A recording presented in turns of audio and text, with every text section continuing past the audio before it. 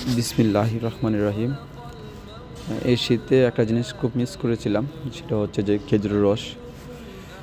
ঢাকা শহরে খেজুরের রস পাওয়া খুবই মুশকিল, পাওয়াটা খুবই যায় না।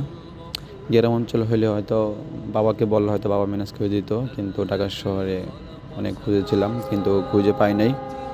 অবশেষে আমাদের ডিপার্টমেন্টের একজনের এলাকায় নাকি খেজুরের রস পাওয়া যায়, খুবই সেফটি ফার্স্ট, অনেক সেফটি দিয়ে নাকি খেজুরের রস নামানো হয়, কিন্তু একটু টাকার মানটা একটু বেশি রাখে।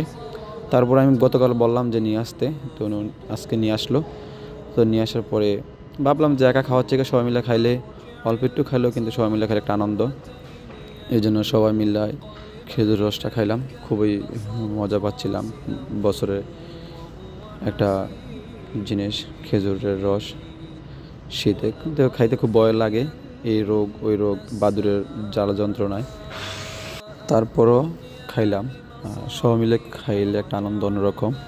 সেই জন্য একা না খেয়ে সবাইকে সাথে নিয়েই খাবারটা উপভোগ করলাম, খুবই মজা পাইলাম। আলহামদুলিল্লাহ, আল্লাহর কাছে লাখ কোটি শুকরিয়া।